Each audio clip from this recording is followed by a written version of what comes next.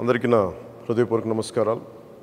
జనసేన మద్దతుదారులకి, జనసేన వీర మహిళలకి, జన సైనికులకి, ఆంధ్రప్రదేశ్ ప్రజలకి, ప్రతి వర్గాలకి అందరికీ పేరు పేరున నా హృదయపూర్వక నమస్కారం. ఈ ఎన్నికలు ఈ మే 13న చాలా కీలకమైన ఘట్టం చేరుకోబోతుంది. మన భవిష్యత్తుని మనం నిర్దేశించుకునే సమయం. దీంట్లో భాగంగా మీ అందరినీ నా విన్నపం, నా విజ్ఞాపన, నా అభ్యర్థన, వైసీపీ వ్యతిరేక ఓటుని చీలనివ్వకుండా అందరం ఒకే మాట మీద నిలబడి ఎక్కడైతే భారతీయ జనతా పార్టీ అభ్యర్థులు ఉన్నారో వారికి మన సంపూర్ణ బలం టీడీపీ, జనసేన బలం ఇవ్వడం. అలాగే టీడీపీ ఎక్కడైతే నిలబడిందో సంపూర్ణంగా జనసేన, బీజేపీ మద్దతుదారులు, జన సైనికులు, కార్యకర్తలు, బీజేపీ కార్యకర్తలు అందరూ మద్దతు ఇవ్వడం. అలాగే జనసేన పోటీ చేస్తున్న చోట టీడీపీ మద్దతుదారులు, టీడీపీ కార్యకర్తలు, టీడీపీ మహిళలు అందరూ కూర్చొని జనసేనకి మద్దతు ఇవ్వడం. సమిష్టిగా ఇది కూటమి గెలుపు, ఆంధ్రప్రదేశ్ గెలుపు. వైసీపీ వ్యతిరేక ఓటుని చీలనివ్వనని చెప్పి నేను 2021 ఇప్పటం గ్రామం సభ పెట్టినప్పటి నుంచి ఈ రోజు దాకా అదే మాట మీద ఉన్నాం. అదే బాధ్యతతోటి ముందుకు తీసుకెళ్తా ఉన్నాం. భారతీయ జనతా పార్టీ నరేంద్ర మోదీ గారి నాయకత్వంలో నడుస్తున్న ఈ దేశం ఖచ్చితంగా ఆయన ఆశీస్సులు మన రాష్ట్రానికి ఉండాలి. ఆ దిశగానే వారిని చాలా వ్యయ ప్రయాసాలతోటి మనం ఒప్పించి ఈ రోజున మనం ఈ పొత్తులోకి భారతీయ జనతా పార్టీ నాయకులు అంగీకారం తెలిపారు. నాకు చాలా చిన్న వయసులో నేను చదువుకున్నది ఎంజీఆర్ గారి మాటలు గుర్తున్నాయి. ఒక రాష్ట్ర ప్రభుత్వం సమర్థవంతంగా పనిచేయాలంటే కేంద్ర ప్రభుత్వం ఆశీస్సులు అవసరమని. ఆ వాక్యం నా మీద చాలా బలమైన ప్రభావం చూపించింది. ఎందుకంటే మన కేంద్ర ప్రభుత్వం లేకుండా ఈ ఫెడరల్ స్ట్రక్చర్లో కేంద్ర ప్రభుత్వం సహాయ సహకారాలు లేకుండా ముందుకు నడవటం చాలా చాలా కష్టం. వీటన్నిటిని దృష్టిలో పెట్టుకొని ముఖ్యంగా 6 అంశాల మీద మనం ముందుకెళ్తున్నాం. విద్య, వైద్యం, ఉపాధి, సాగునీరు, తాగునీరు, లా అండ్ ఆర్డర్. విద్యకు సంబంధించి ప్రభుత్వం ఫీజు రీయింబర్స్మెంట్స్ చేయలేదు. ఎయిడెడ్ స్కూల్స్ మూసేశారు. సరైన నాణ్యతతో కూడిన విద్యా విధానం లేదు. అలాగే సంక్షేమ పథకాలు, అమ్మఒడి లాంటిది కూడా ఎంతమంది బిడ్డలు ఉంటే అంతమందికి ఇస్తామని చెప్పి ఇవ్వలేదు. ఒకరికి ఇచ్చి మరి అందరికి ఇచ్చిన భ్రమ కల్పించారు. అలాగే ఎయిడెడ్ స్కూల్స్ దాదాపు 7,000 పైచీలకు ఎయిడెడ్ స్కూల్స్ మూసేశారు. ఇప్పుడు వాటిని కూడా ప్రైవేటైజ్ చేసే ప్రయత్నాలు జరిగినాయి. కొన్ని చోట్ల అడ్డుకున్నా, కొన్ని చోట్ల కుదరలేదు, కొన్ని చోట్ల ప్రైవేట్ పరం అయిపోయినాయి. అది విద్య పరంగా ఎవరికి కూడా సరైన ఫీజు రీయింబర్స్మెంట్లు జరగలేదు.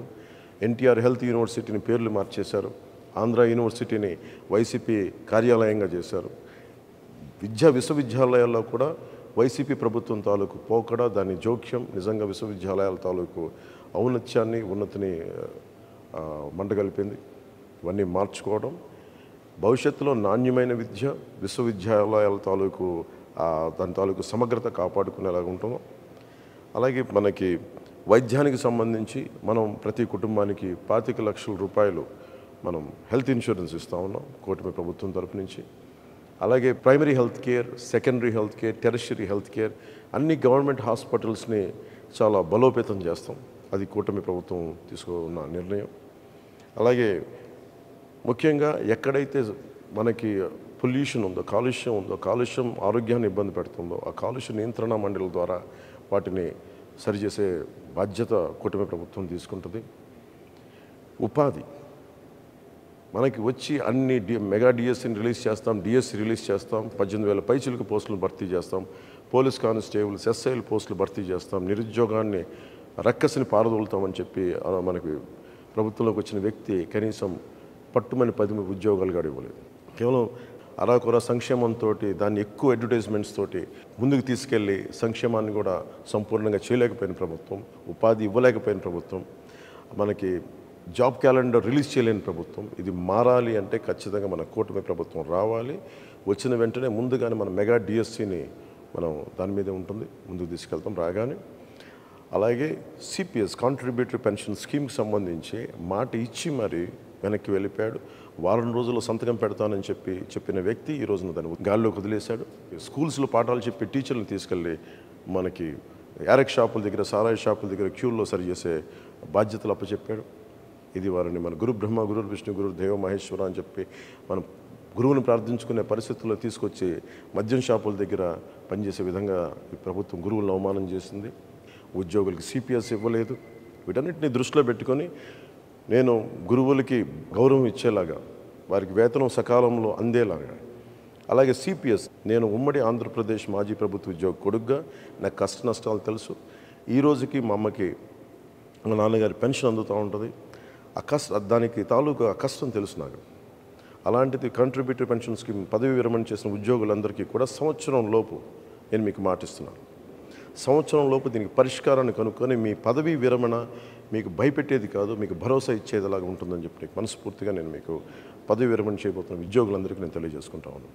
నేను మీకు మాటిస్తున్నాను, సంవత్సరం లోపు దానికి పరిష్కార మార్గాన్ని కనుక్కొని మేము పారిపోం.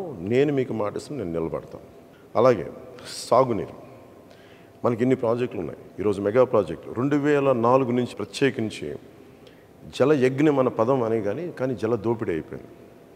ఎక్కడైతే సాగునీటి ప్రాజెక్టులు ఉన్నాయో ఉన్న ప్రాజెక్టులని సరిగ్గా మెయింటెనెన్స్ చేయకుండా, కాలువలు పొడికలు తీయకుండా, డ్రైనేజీలు సరిగ్గా తీయకుండా, డ్రైనేజీలను అలాగే లాకులు ఇటువంటి కనీసం మినిమం మెయింటెనెన్స్ కూడా చేయకుండా చాలా వేలాది లక్షలాది ఎకరాల ఆయకట్టు సరైన నీటి సౌకర్యం లేక, చివరి ఆనకట్టుకు చివరున్న పొలాలకి సరైన నీటి సౌకర్యం లేక నలిగిపోతున్నారు ప్రజానీకం. గిట్టుబాటు ధర లేదు, మద్దతు ధర లేదు, ధరల స్థిరీకరణ నిధిని సంపూర్ణంగా అది తీసుకెళ్ళలేదు. అందుకని నేను కౌలు రైతులకి సొంత డబ్బుని ఇచ్చిన వాడిని. కౌలు రైతాంగానికి, రైతులకి, అన్నం ముద్ద పెట్టే రైతులందరికీ నేను మీకు మనస్ఫూర్తిగా మాటిస్తున్నా, మీ క్షేమం కోసం, మీ సంక్షేమం కోసం కూటమి ప్రభుత్వం అండగా ఉంటుంది. అలాగే ముందు బాధ్యతగా మొదటి రాగానే ఏవైతే మైనర్ ఇరిగేషన్, చిన్న ఇరిగేషన్ ప్రాజెక్ట్స్ ఉన్నాయో వాటిని తొందరగా పూర్తి చేయడంతో పాటు ఉన్న ఇరిగేషన్ ప్రాజెక్ట్స్ని సమర్థవంతంగా పనిచేసేలా తీసుకుంటాం. ఇరిగేషన్, డ్రైనేజ్ వీటన్నిటిని సరి చేస్తామని మీకు అందరికీ మాటిస్తూ, మీకు రైతు భరోసా కేంద్రాల దగ్గర నుంచి ప్రభుత్వం నుంచి మీకు సరైన మద్దతు రాలేదు. అవి బాధ్యతగా తీసుకొని, అది మీ సంక్షేమం మా మొదటి బాధ్యత. దానికోసం మేము వెన్నంటే ఉంటాం. మీ కష్ట నష్టాలకి కూర్చొని వీళ్ళలాగా మీ కష్టాలు వస్తే, వర్షం పడితే రైతుల్లో మొలకలు రాక ఏమొస్తుందని చెప్పి దిగజారుడే మాటలు, అలాంటి ప్రభుత్వాలు కాకుండా బాధ్యతగా మీరు ఒక మాట మాట్లాడితే చేతులు కట్టుకొని మీ దగ్గరికి వచ్చి మేము మీ సమస్యను తెలుసుకొని మేము మీకు అండగా ఉంటాం. అలాంటి ప్రభుత్వం రాబోతుంది కూటమి ప్రభుత్వం. తెలియజేసుకుంటూ రైతన్నలకు తెలియజేసుకుంటూ, ముఖ్యంగా మనకి తాగునీరు ఏ మూలకెళ్ళినా, ఏ నియోజకవర్గానికి వెళ్ళినా మినిమం కనీసం ప్రాథమిక హక్కు అది, మంచి నీరు రావటం అనేది. అలాంటి మంచినీరు కూడా ఇచ్చే పరిస్థితుల్లో లేదు. కేంద్ర ప్రభుత్వం జల్ జీవన్ మిషన్ అనే ప్రధానమంత్రి గారి ఆధ్వర్యంలో ప్రధానమంత్రి జల్ జీవన్ మిషన్కి నిధులు వచ్చినా కానీ ఈ ప్రభుత్వం దాన్ని ముందుకు తీసుకెళ్ళలేదు.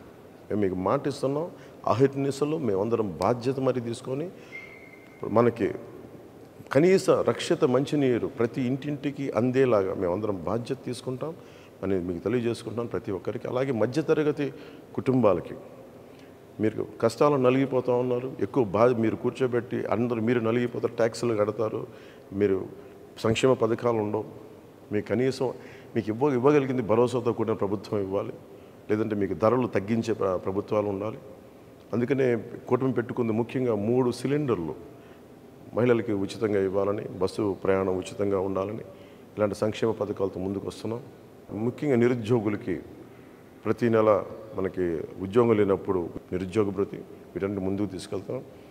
ఎన్నోసార్లు జనవాణి కార్యక్రమంలో నేను ఒకటి నిర్ణయించుకున్నాను, చాలా వేదనతోటి, చాలా ఆవేదనతోటి, అందరికంటే వెనకబడిన వాసులు మేము, మమ్మల్ని సమాజం గుర్తించదు, మా కష్టాలను గుర్తించదు అని చెప్పి దివ్యాంగులు నాతో పెట్టుకున్న గోడు నన్ను ఎప్పుడు కదిలించేసేది.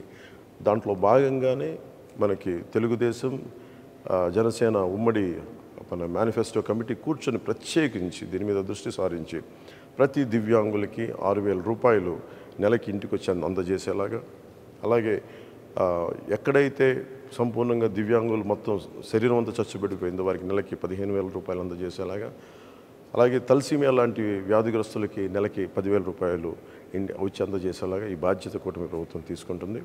ఈరోజు మేము పెట్టుకున్న సంక్షేమ కార్యక్రమాలు అన్నీ కూడా నిరుద్యోగులకు కానీ, రైతాంగానికి కానీ, మీరు మేనిఫెస్టో చూస్తే అన్ని సంక్షేమ కార్యక్రమాలు కూడా మేము చాలా బాధ్యతగా తీసుకొని చేస్తాం. చాలా బలమైన బరువు, చాలా బలమైన బాధ్యత. ఎందుకంటే మనసుంటే మార్గం ఉంటుంది.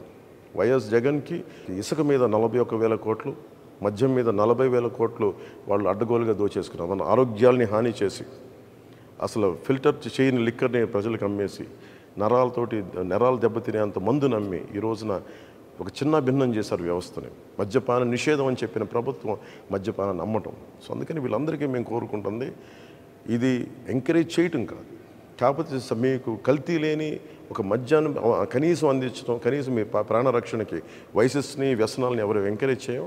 కానీ మనకు 6 రాష్ట్రాలు మన చుట్టుపక్కల, మన ఆంధ్రప్రదేశ్ రాష్ట్రానికి 6 రాష్ట్రాలు మనకి చుట్టుపక్కల సరిహద్దులు ఉన్నాయి. సో మనకి సంపూర్ణ మద్యపాన నిషేధం అది చేయడం చాలా కష్టసాధ్యం. కానీ అంచెలంచెలుగా ఆడపడుచులు, మహిళలు కోరుకున్న చోట, ఒక గ్రామం కోరుకున్న చోట, ఒక ప్రాంతం కోరుకున్న చోట అక్కడ మద్యం షాపులు కానీ లేదంటే యారక్ షాప్స్ కానీ అవి లేకుండా చూసుకునే బాధ్యత ప్రజలు, మెజారిటీ శాతం ప్రజలు కోరుకుంటే అక్కడ మద్యాన్ని సంపూర్ణంగా నిషేధించే బాధ్యత కూటమి ప్రభుత్వం తీసుకుంటుంది. అలాగే ముఖ్యంగా లా అండ్ ఆర్డర్, ఈ లా అండ్ ఆర్డర్ సమస్యను అంటే మేము బేసిక్గా జనసేన, టీడీపీ మేమందరం నమ్మేది భారతీయ జనతా పార్టీ వ్యవస్థల్ని బలోపేతం చేయడం, వ్యవస్థలను బలహీనపరచడం కాదు. కూర్చోబెట్టుకు సినిమా టికెట్లకి మొత్తం మండల రెవెన్యూ ఆఫీసుల దగ్గర నుంచి చీఫ్ సెక్రటరీ దాకా, మా చీఫ్ సెక్రటరీ టు చిన్నపాటి ఎంఆర్ఓల దాకా పనిచేస్తూ ఉన్నారు. అదే రైతుకి కష్టం వస్తే ఒకళ్ళు కూడా స్పందించే పరిస్థితులు లేదు. వ్యవస్థల్ని బలోపేతం చేస్తాం. పోలీస్ వ్యవస్థని కానీ, రెవెన్యూ వ్యవస్థని కానీ, అన్ని వ్యవస్థల్ని బలోపేతం చేసి వారికి సాధికారతని వారికి ఇచ్చే దిశగా మేమందరం బలమైన నిర్ణయం తీసుకున్నాం. అది మనకి ప్రజాస్వామ్యాన్ని పరిరక్షిస్తాం. లా అండ్ ఆర్డర్ చాలా చాలా చాలా బలంగా ఉంటుంది. లా అండ్ ఆర్డర్ బలంగా ఉన్న చోట అన్ని పథకాలు బాగుంటాయి. లా అండ్ ఆర్డర్ బలంగా ఉన్న చోట పెట్టుబడులు వస్తాయి, పరిశ్రమలు వస్తాయి, పరిశ్రమలు వచ్చిన చోట ఉపాధి అవకాశాలు ఉంటాయి. వీటన్నిటిని దృష్టిలో పెట్టుకొని మీ అందరికీ పేరున ప్రతి ఒక్కరికి 2 చేతులెత్తి అభ్యర్థిస్తున్నాను, ఆర్థిస్తున్నాను. వైసీపీ వ్యతిరేక ఓటు చీలకుండా భారతీయ జనతా పార్టీ పోటీ చేస్తున్న చోట, తెలుగుదేశం పోటీ చేస్తున్న చోట మీరు సంపూర్ణంగా జన సైనికులు, జనసేన వీర మహిళలు, జనసేన మద్దతుదారులు. ఎట్టి పరిస్థితుల్లో వైసీపీ నాయకులు రకరకాల మాటలు మాట్లాడుతూ ఉంటారు. మేము గెలిచి మేము జనసేనలోకి వెళ్ళిపోతాం, ఇలాంటి అబద్ధాలను మీరు నమ్మకుండా సంపూర్ణంగా కూటమి అభ్యర్థులకే జనసేన ఓటు సంపూర్ణంగా వారికి మీరు వేయాలని మనస్ఫూర్తిగా కోరుకుంటూ, అలాగే టీడీపీ మద్దతుదారులకి, టీడీపీ నాయకులకి, టీడీపీ కార్యకర్తలకి, భారతీయ జనతా పార్టీ కార్యకర్తలకి, భారతీయ జనతా పార్టీ మద్దతుదారులకి మనందరం ఈసారి మనస్ఫూర్తిగా అందరం ఒకసారి కలిసి ఒకటే చోట, ఒకటే అడుగుతోటి, ఒకటే భావంతో ఆంధ్రప్రదేశ్ని సంరక్షించుకుందాం. నరేంద్ర మోదీ గారి నాయకత్వంలో వికసిత్ భారత్లో అంతర్భాగం వికసిత్ ఆంధ్రప్రదేశ్ కూడా మనందరం కలిసికట్టుగా మనం ముందుకేసి ఓటేసి కూటమిని గెలిపించుకోవాలి. కూటమిని గెలిపించుకోవడం మన బాధ్యత. ఇది మన భవిష్యత్తుకి చాలా భరోసా ఇచ్చే ప్రభుత్వం. ఇది మీ అందరికీ తెలియజేసుకుంటూ, ప్రతి ఒక్కరికి పేరున ధన్యవాదాలు తెలియజేసుకుంటూ సెలవు తీసుకున్నాను. జై జనసేన, జై టీడీపీ, జై బీజేపీ, జై హింద్.